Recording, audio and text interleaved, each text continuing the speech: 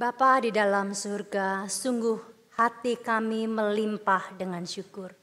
Untuk setiap musim kehidupan kami bersyukur untuk keluarga kami yang Tuhan berikan kepada kami.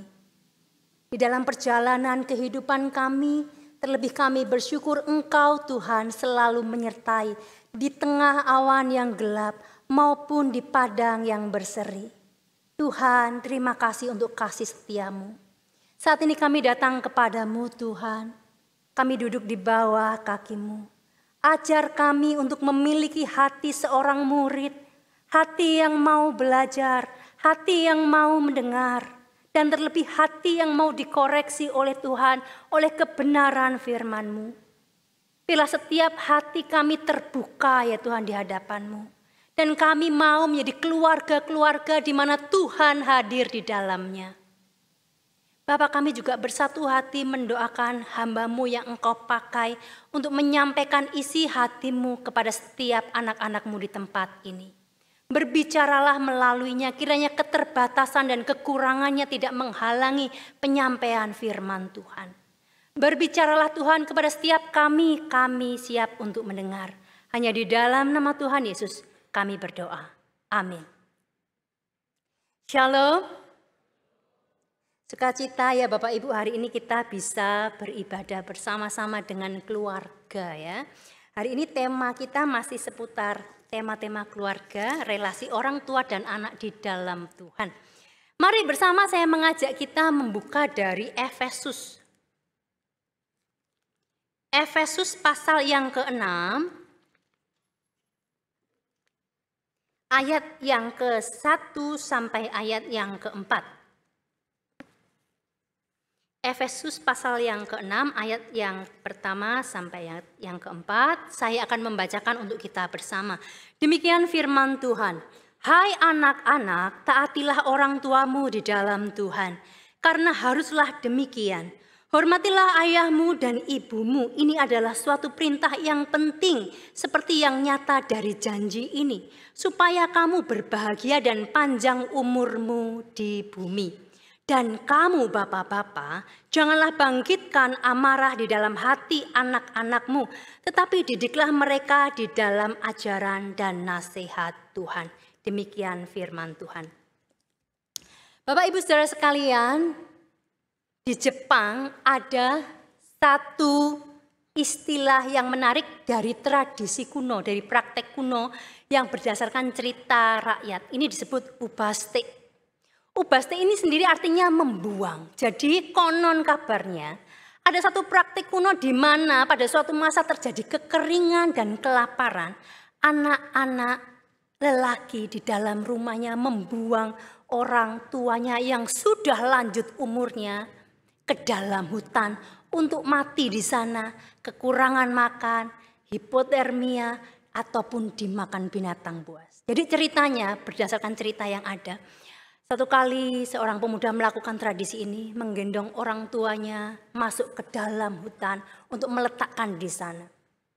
Tetapi ternyata saking jauhnya si anak muda ini membawa orang tuanya ke pelosok hutan. Dia tidak tahu jalan pulang, dia bingung. Ketika dia kebingungan, ibunya yang sudah ditaruh di situ berkata, "Nak, kalau kamu bingung jalan pulang, kamu ikuti ranting-ranting kecil yang sedari tadi ibu jatuhkan sepanjang perjalanan ini.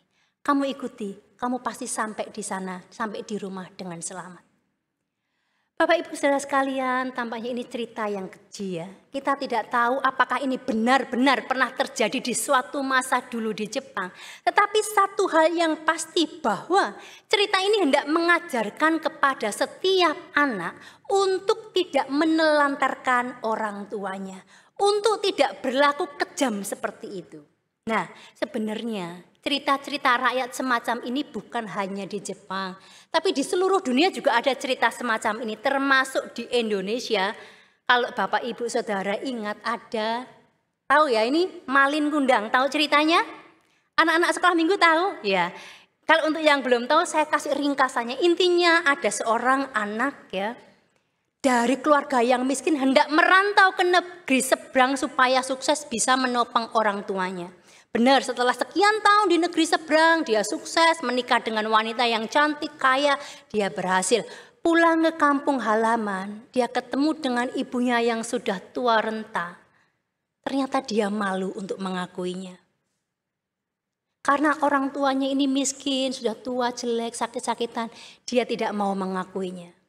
Nah, ibunya dalam kesedihan dan kemarahan mengutuk anak ini, si malin kundang ini menjadi batu. Konon kabarnya sampai sekarang di Padang, di pantai air manis ada batu seperti ini berbentuk anak yang telungkup menjadi batu yang dikutuk orang tua. Nah, ini hanya sebuah legenda ya. Message-nya juga sama, anak-anak hormatilah orang tuamu. Nah Bapak Ibu, kalau kita lihat ya dari cerita yang legenda di Jepang sama di Indonesia ini, ada satu perbedaan yang mencolok dari peran mama. Kira-kira apa? Tampaknya mama-mama di Indonesia itu segala ini ya, main kutuk. Kalau anaknya salah, mama di Jepang tampaknya lebih lembut hatinya ya. Nah Bapak Ibu Saudara sekalian, hari ini kita juga mau sama-sama belajar. Dari perspektif firman Tuhan, kalau di dalam legenda-legenda ini lebih mengedepankan peran anaknya, harus hormat orang tua. Tetapi di bagian yang kita baca firman Tuhan menyoroti secara seimbang. Ada bagian yang anak harus kerjakan, ada bagian orang tua yang harus kita kerjakan juga. Mari kita lihat bersama. Ayat yang pertama mengatakan bahwa anak-anak harus menaati orang tua di dalam Tuhan. Mengapa? Karena sebenarnya sesungguhnya orang tua itu dipilih secara langsung oleh Tuhan, mendapatkan otoritas oleh Tuhan secara langsung.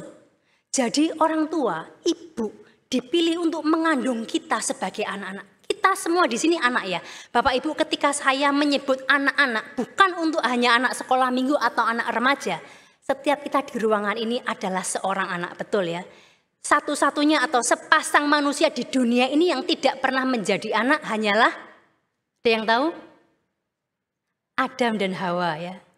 Mereka tidak pernah jadi anak. Kita semua seluruh umat manusia di dunia ini adalah anak. Nah ketika firman ini disampaikan bukan untuk anak kita, tapi untuk kita sebagai anak juga. Nah otoritas yang diberikan Allah kepada orang tua ini penuh. Karena penghidupan yang Tuhan berikan kepada anak ini melewati orang tua. Orang tua mengandung, membesarkan, mendidik, mencukupkan segala sesuatu yang diperlukan anak sedari kecil sampai dewasa. Jadi bisa dikatakan bahwa orang tua ini wakilnya Allah. Oleh sebab itu Tuhan menghendaki untuk anak-anak itu taat. Bapak Ibu kalau berbicara soal taat, gampang sih untuk taat rasanya. Tetapi kadang-kadang hati ini belum tentu hormat. Itu sebab di bagian selanjutnya Tuhan katakan selain taat harus hormat.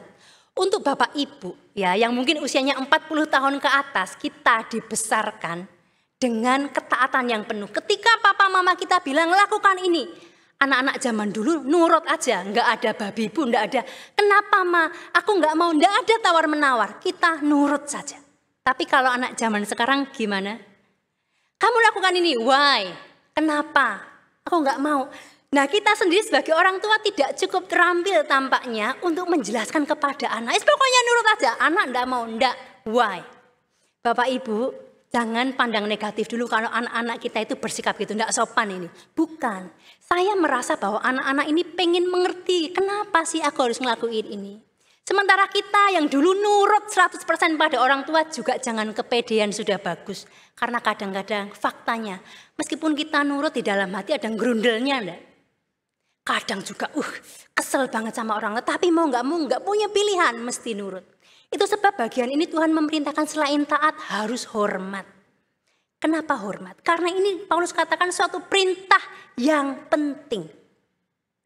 Bapak Ibu Saudara sekalian, sebenarnya perintah ini sudah ribuan tahun sebelumnya ditulis oleh jari Tuhan sendiri di loh batu yang diberikan kepada Musa. Dalam pembelajaran IBS yang ikut, Pak John sudah menjelaskan panjang lebar dengan sangat baik. Saya mengulang sedikit saja. Di dalam dua loh batu yang berisi 10 hukum Tuhan yang sangat penting ini, 4 diantaranya mengatur hubungan manusia dengan Tuhan. 6 lainnya mengatur hubungan antar manusia lainnya.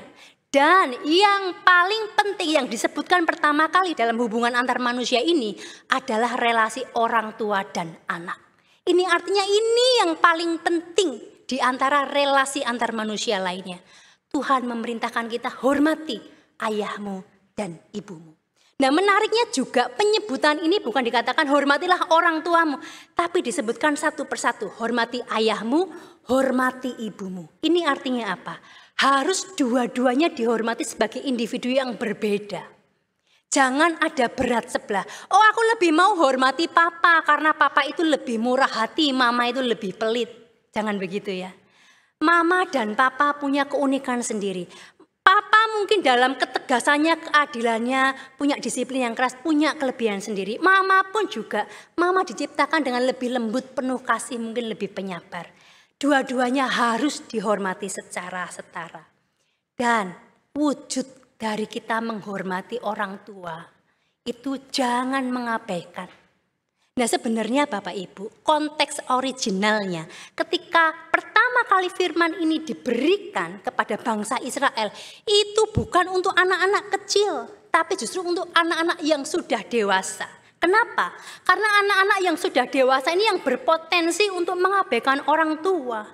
Karena mereka sudah nggak butuh, sudah bisa mandiri, bisa mencukupkan diri sendiri. Kalau anak-anak masih kecil, nggak mungkin mereka mengabaikan orang tua. Karena masih butuh, masih hidup bersama, dan masih bergantung. Nah, justru ini diberikan jangan mengabaikan orang tuamu. Meskipun kamu sudah mandiri, sudah dewasa, tetap perhatikan, tetap hormati.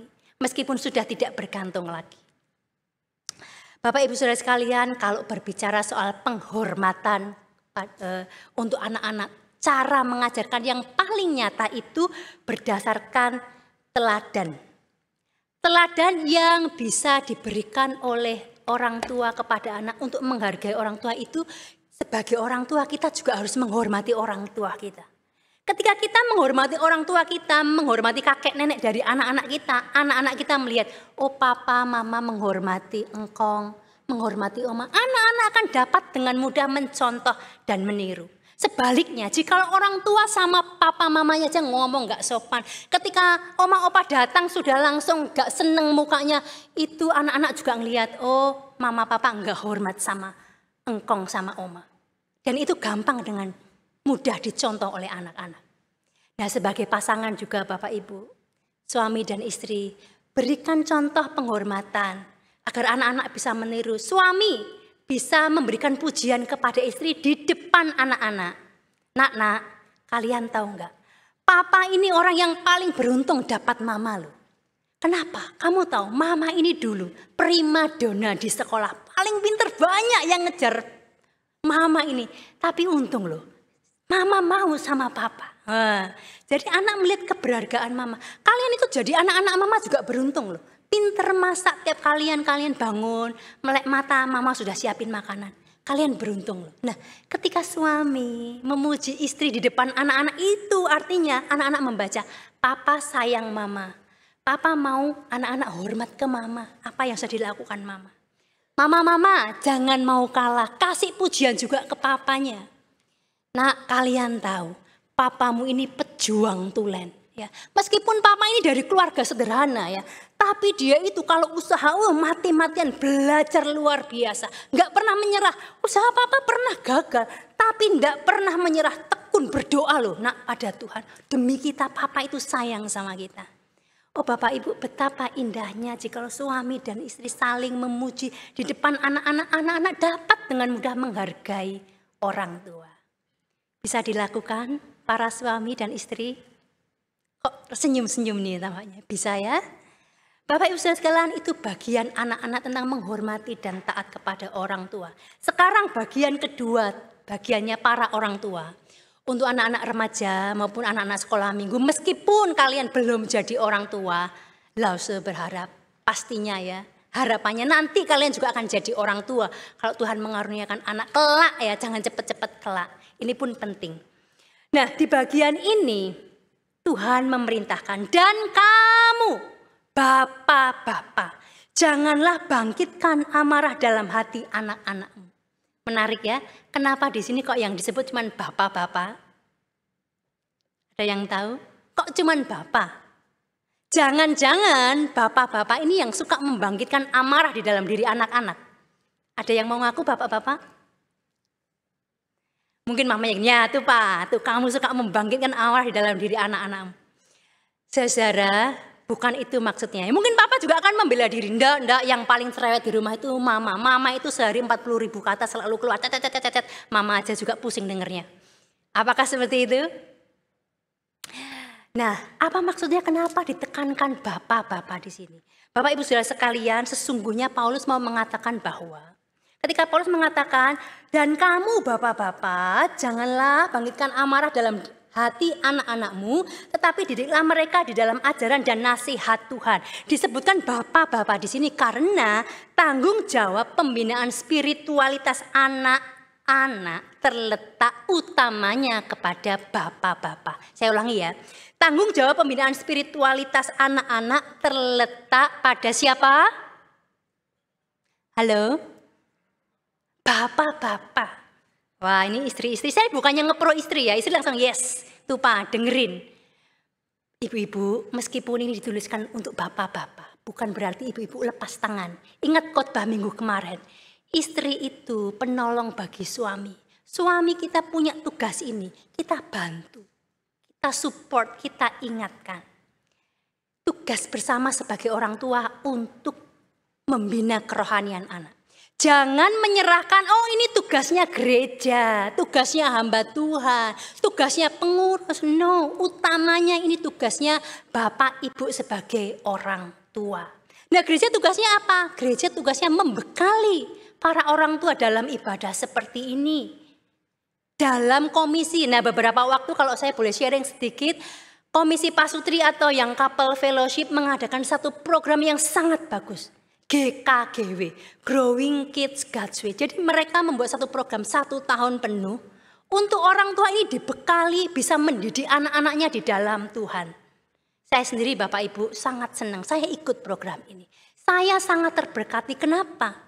Karena jujur Bapak Ibu, meskipun saya hamba Tuhan, saya tidak secara natural bisa mendidik anak-anak saya langsung di dalam caranya Tuhan. Langsung otomatis tidak. Kenapa? Karena saya tidak dibesarkan dalam keluarga Kristen dengan Christian value yang kental yang diajarkan setiap saat. No, saya tidak punya contoh itu. Saya perlu komunitas ini untuk mengajar saya bersama-sama belajar. Saya sangat terberkati.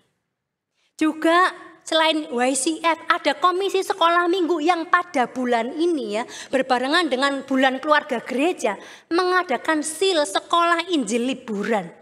Yang bukan hanya melayani anak-anak, biasanya cuma anak-anak. Kali ini sekolah minggu mengajak orang tua berbagian, yuk bersinergi bareng-bareng. Ini bukan kerjaannya losu-losu saja, tapi orang tua.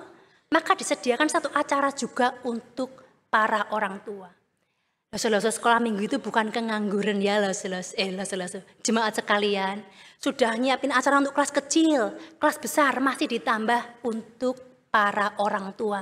Saking rindunya kita itu sama-sama yuk mendidik anak-anak kita. Ya Bapak Ibu, untuk para orang tua yang anak-anaknya sekolah minggu, tolong luangkan waktu ikut bersama-sama. Ayo mendidik anak kita dalam Tuhan. Bapak Ibu saudara sekalian, kita kembali ke dalam konteks Alkitab, mengapa sih Paulus menasihatkan agar tidak membangkitkan amarah di dalam hati anak-anak? Secara konteks pada waktu itu sebenarnya ada satu budaya yang disebut patria potestas. Apa sih ini? Ini adalah satu kebudayaan di mana otoritas ayah itu bersifat mutlak pada zaman pemerintahan Romawi. Jadi seorang ayah bisa berlaku apa saja kepada anak-anaknya. Kalau anaknya disuruh kerja di ladang sepanjang hari, it's okay. Kalau anaknya bahkan dijual menjadi budak karena dia butuh uang atau dia berhutang, itu juga legal secara hukum. Bahkan kalau ayahnya ini menghukum anaknya, mencambuk anaknya sampai anak itu meninggal, itu pun juga tidak masalah. Hal seperti inilah yang menimbulkan kemarahan di dalam diri anak-anak pada waktu itu. Bahkan ada satu tradisi zaman itu di mana bayi-bayi yang baru lahir dipertontonkan kepada ayah, ditaruh di bawah kaki ayah. Jikalau ayah itu membungkuk untuk mengambil bayi itu, maka itu artinya anak itu diterima. Tapi kalau ayahnya melihat kemudian berpaling meninggalkan anak itu, artinya ayah itu menolak anak itu. Dan itu menimbulkan kemarahan dan luka di dalam hati anak-anak. Bapak Ibu Saudara sekalian, itulah yang disoroti Paulus, jangan bangkitkan amarah pada diri anak-anakmu. Nah, bagaimana dengan konteks kita pada zaman ini? Tentu saja dengan konteks Romawi seperti itu kita tidak pernah setuju. Bahkan kita mengecam bahwa itu hal yang keji. Tetapi kita juga harus aware dengan konteks zaman sekarang. Bagaimana zaman sekarang ini? Kalau kita lihat Bapak Ibu, dengan dinamika hidup yang kian hari kian cepat, semua orang tua sibuk adanya. Yang terjadi suatu fenomena fatherless generation. Anak-anak tidak mempunyai figur seorang ayah. Hal ini bukan karena papanya itu meninggal dunia. Kalau itu hal natural yang memang pasti terjadi pada setiap kita sebagai anak. Kelak akan kehilangan orang tua kita. Tetapi itu tidak menimbulkan kemarahan seperti apa. Tetapi jikalau ada ayahnya, ada papanya, tetapi tidak pernah berelasi, tidak pernah memberikan waktu untuk anak, inilah fatherless generation. Bapak Ibu Saudara sekalian, di Indonesia menurut catatan Menteri Sosial menempati urutan ketiga di dunia soal fatherless generation ini. Ini menimbulkan kesepian di dalam diri anak, kebingungan akan sosok papa, bahkan kemarahan karena merasa diabaikan. Para bapak, saya tahu tugas bapak ini tidak mudah. Sudah disuruh cari uang, cukupkan seluruh kebutuhan keluarga. Masih harus ngatur waktu untuk anak, diperhatikan satu-satu. Ya kalau anaknya cuma 1-2, kalau cukup banyak ini ya repot satu-satu. Belum lagi istri juga minta diperhatikan. Kita ini sebagai papa rasanya juga nggak punya me time. Saya sampai menggambarkan tugas papa ini seperti, ya itu gambar tadi ya, juggling. Orang tua yang juggling. Harus semuanya seimbang. Keluarga, anak, istri, kemudian kerjaan yang banyak urusannya. Harus semuanya balance. Ini semua enggak mudah. Bapak Ibu Saudara sekalian, dalam satu buku yang sangat bagus saya membaca tulisan Gregory Slayton ya. Dia ini bukan penulis saja kerjanya, bukan utama. Dia ini adalah seorang pengusaha investor perusahaan venture capital yang sukses. Bahkan dia seorang diplomat Amerika Serikat. Bahkan lingkup kerjanya dia ini bukan hanya regional ya, dia tinggal di Amerika. Tetapi dia juga lingkup kerjanya ini internasional. Mendirikan panti asuhan di Manila, Filipina. Mengembangkan program bantuan finansial di Asia Tenggara. Manajer organisasi kemanusiaan World Vision di Afrika Barat. Ini sebenarnya sudah mencakup lingkup internasional. Saya percaya dia super sibuk. Dia sangat padat jadwalnya. Tetapi di tengah semua itu dia katakan, tugas penting apapun di dunia ini bisa digantikan oleh orang lainnya. Tapi tugas sebagai orang tua hanya bisa dilakukan oleh kita sebagai orang tua dari anak-anak kita. Jangan berpikir bahwa ada mbak, ada neni, ada sus, ada embok. Semua itu tidak pernah bisa menggantikan peran bapak ibu sebagai orang tua. Kita ini adalah versi terbaik, orang tua versi terbaik bagi anak-anak kita. Tolong yang ada suami istri samping-sampingan bilang ke istrinya, kita ini versi terbaik. Ayo tolong lakukan, jangan berpandang-pandang ke saya. Orang tua katakan kepada pasangan kita versi terbaik. Jangan digantikan, tidak akan pernah bisa. Bapak Ibu Saudara sekalian, kalau kita benar-benar menyadari sesibuk apapun, jangan abaikan anak-anak. Kasih waktu, kasih perhatian supaya tidak terabaikan. Ini hanya satu hal yang membuat anak-anak bisa marah ya kalau terabaikan. Banyak hal lainnya sebenarnya Bapak Ibu. Kalau saya list itu banyak sekali. Saya tidak akan bahas secara mendetail, mungkin saya sebutkan secara cepat saja. Hal-hal yang menimbulkan kemarahan di dalam hati anak-anak. Yang pertama, sikap merendahkan, mempermalukan anak di muka umum. Tolong orang tua, jangan riai anak-anak di depan umum. Anak-anak juga punya rasa malu. Anak-anak juga punya harga diri. Apalagi sampai memukul anaknya di depan orang. No, please jangan lakukan. Itu menimbulkan luka hati yang dalam. Juga jangan memberikan sindiran, ejekan walaupun guyon. Zaman sekarang disebut body shaming. Meskipun anak kita mungkin cabi, jangan diolok-olok soal bentuk tubuhnya, postur badannya. No, anak-anak menjadi rendah diri nanti. Juga jangan melakukan disiplin yang keras berlebihan ala militer. Karena itu sudah tidak cocok di zaman sekarang. Komunikasi, bangun relasi. Juga jangan sikap otoriter, merasa orang tua itu pasti benar, 100%, meloo, nurut. Suara anak-anak silent, tidak didengar. Ini juga menimbulkan kemarahan, ketidakadilan. Hati-hati yang punya anak lebih dari satu, favoritisme. Kok rasanya Cece lebih disayang? Semua tentang Cece yang dipuji-puji. Aku enggak. Anak-anak merasakan itu. Ini pun menimbulkan kemarahan terpendam. Sikap suka membanding-bandingkan, lihatan itu loh anaknya tetangga. Lebih pinter, kamu kok gini-gini aja. No. Tuhan menitipkan anak-anak kita dengan kekhususannya. Dengan keunikannya, kelebihan dan kekurangannya. Terima, jangan dibanding-bandingkan. Ada lagunya kan ya? Ojo dibanding-bandingke. Anak saya tuh suka nyanyi. Wong kok ngene kok dibanding-bandingke. Saya kalau mulai nyebut gitu, lo ndak nak, cuman belajar dari yang lain. Sama aja mah, jangan banding-bandingkan. Ya. Bapak Ibu Saudara sekalian juga hati-hati janji-janji yang tidak dipenuhi. Orang tua jangan cepet-cepet ucap janji walaupun mungkin hal kecil. Soal jalan-jalan, soal beli sesuatu. Anak-anak tuh merekam dengan jelas. Orang tua banyak lupanya. Kalau diingatkan kadang nanti habis nantinya janjinya hilang. Itu pun menimbulkan kekecewaan dalam diri anak. Yang terakhir, nggak pernah kasih pujian atau apresiasi. Memang kalau parenting zaman dulu ala kolonial, jangan kasih pujian ke anak nanti dia besar kepala, cepet puas diri. Kalau perlu kasih dorongan yang negatif. Dulu saya begitu, hampir-hampir saya tidak dapat pujian. Meskipun prestasi sekolah baik, tidak pernah. Akibatnya itu menimbulkan rasa inferior di dalam diri anak-anak kita. Bapak Ibu, mari jangan sampai hal ini kita lakukan. Lalu seperti apa firman Tuhan ajarkan? Kalau jangan timbulkan kemarahan, hal positif yang harus kita lakukan apa? Alkitab mengatakan, dan kamu bapak-bapak, didiklah anak-anakmu di dalam ajaran dan nasihat Tuhan. Nah, kata mendidik di sini dalam bahasa aslinya ekstrevo berarti merawat dengan kasih dan perhatian. Jadi Bapak Ibu, motif utama di dalam kita mendidik anak-anak kita itu kasih. Motor penggeraknya itu kasih. Bukan kita mendidik anak-anak kita supaya berprestasi dan membanggakan kita. Jadi kebanggaan kita, jadi piala kita, no.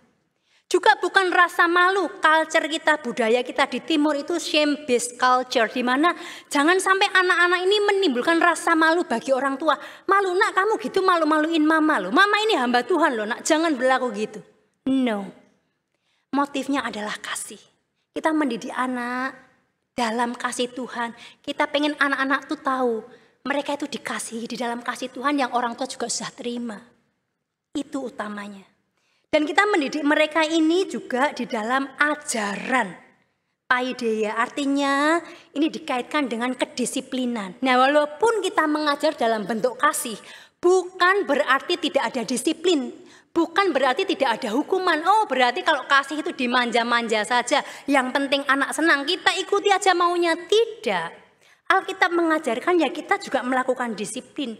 Kita memberikan ganjaran atau hajaran yang proper, yang pantas. Supaya anak-anak kita tahu mana yang benar. Dan yang terakhir kata nasihat. Notesia ini berarti teguran pengajaran. Bukan hanya disiplin tetapi kita juga mengajarkan yang benar seperti apa. Menurut tuntunan Alkitab. Jadi ini paket komplit Bapak Ibu. Kasih yang menjadi penggeraknya.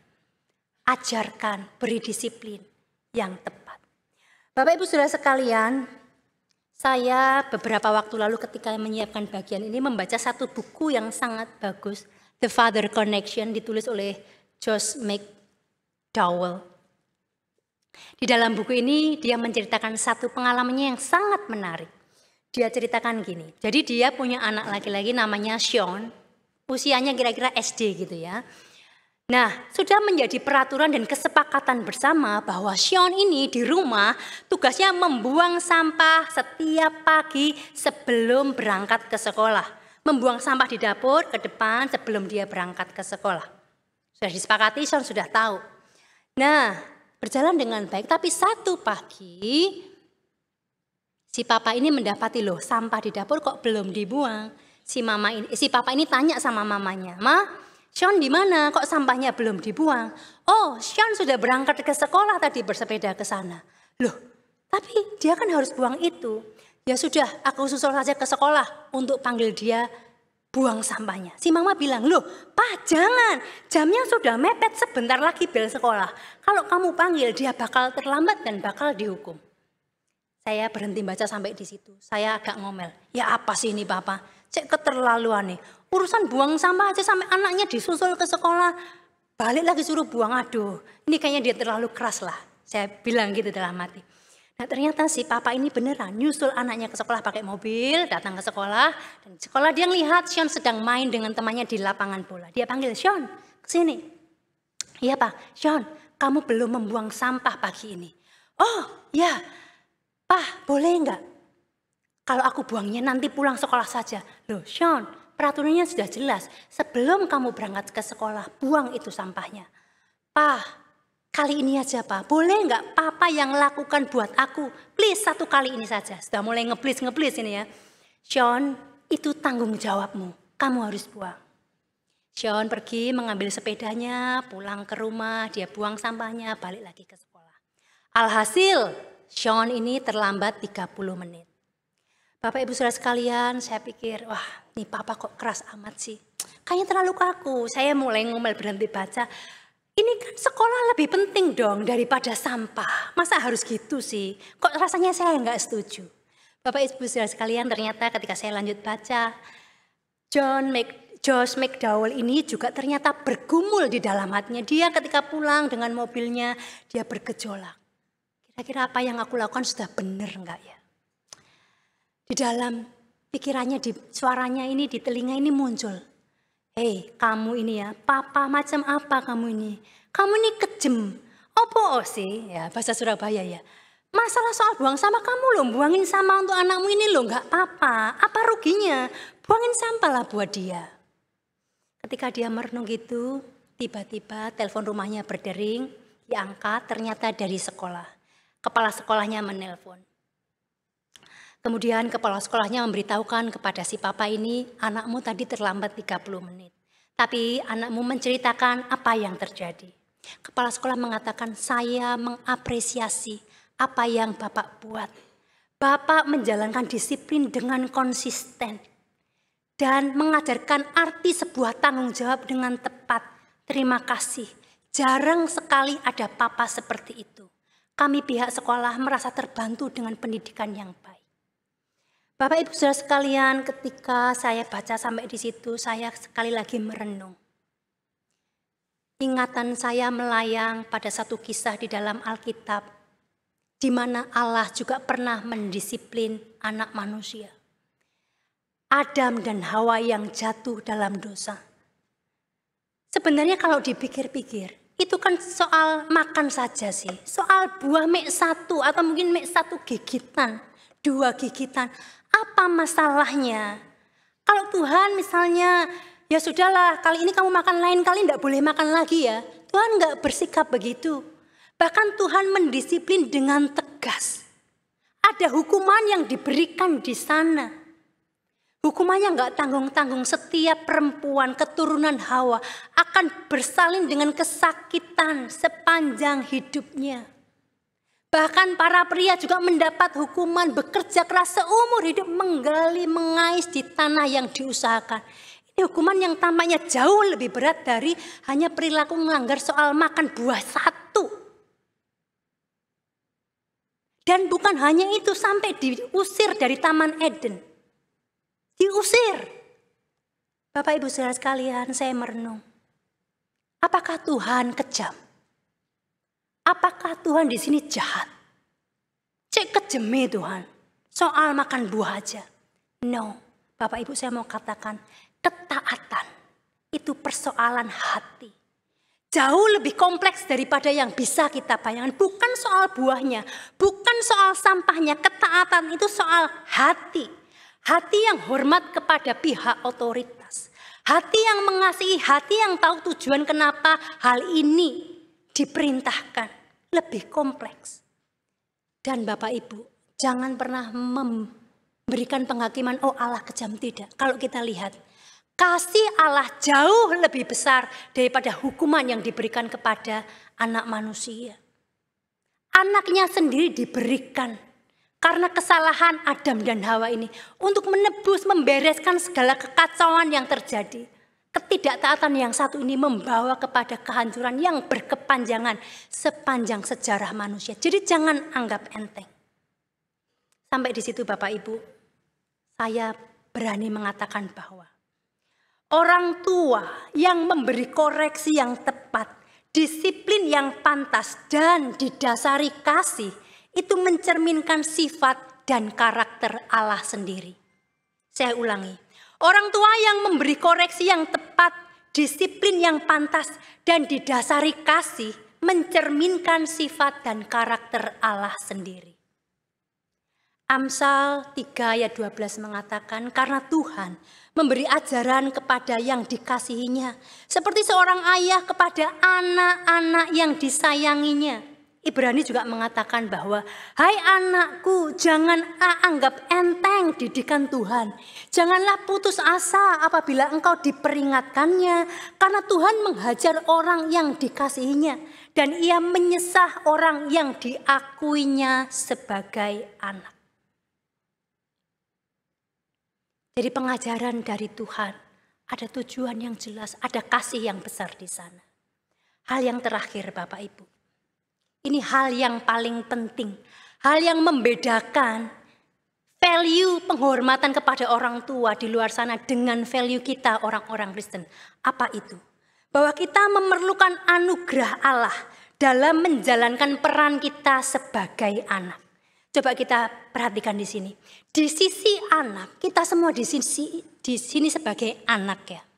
Kita merasa bahwa taat dan hormat kepada orang tua kadangkala bukan hal yang mudah dilakukan. Secara natur kita ini pengennya nggak taat, nggak hormat, apalagi misalnya kalau dilihat orang tua saya ini perilakunya, teladannya, jujur, tidak pantas untuk dihormati. Tidak layak kalau sikapnya papa mama kayak gini dihormati. Anak-anak, kita semua yang di sini anak. Ingatlah, di dalam kacamata anugerah, kacamata Injil. Kalau kita mau menyadari, kita sendiri juga bukan orang yang layak untuk menerima anugerah keselamatan dari Tuhan. Di dalam perbuatan kita tidak ada satupun yang membuat kita layak.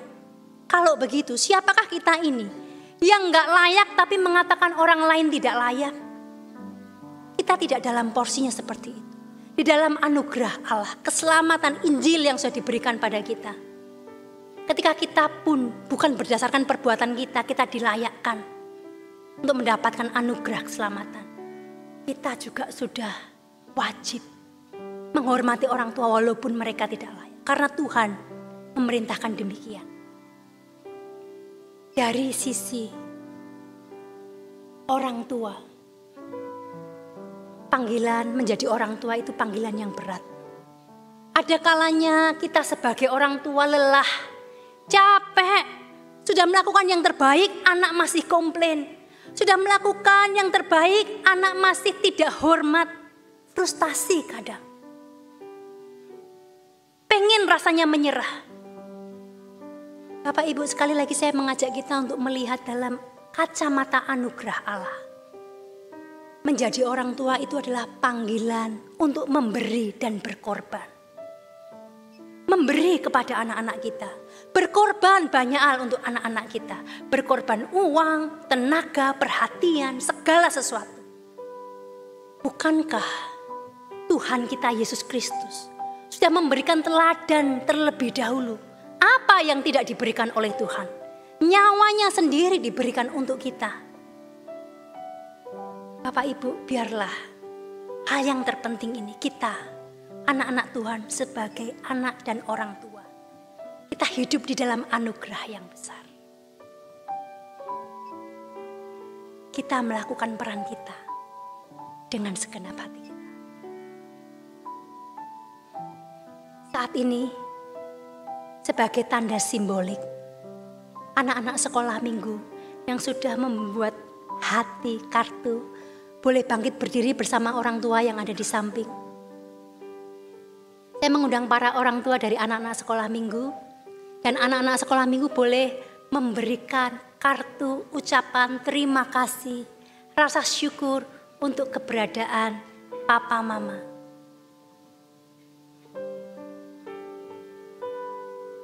Katakan sesuatu kepada papa mama kalian.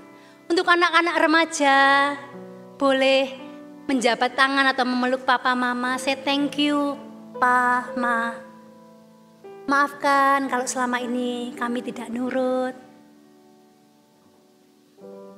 Bapak Ibu, ini potret keluarga yang begitu indah. Anugerah Tuhan selalu cukup dan nyata. Mari saya mengundang setiap kita semua untuk bangkit berdiri.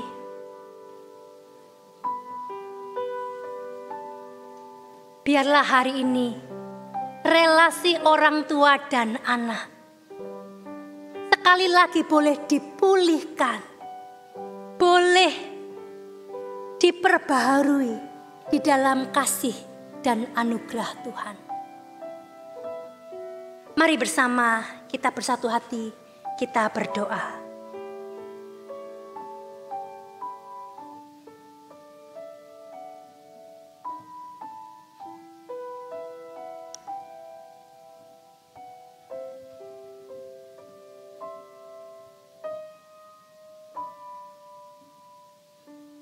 Kita mengambil waktu tenang.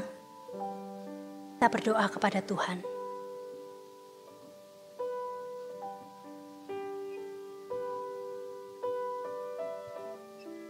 Doakan anak-anak, doakan orang tua.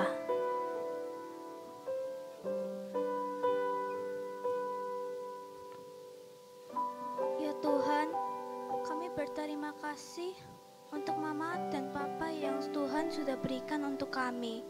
Kami mengucap syukur untuk cinta kasih Mama Papa pada kami.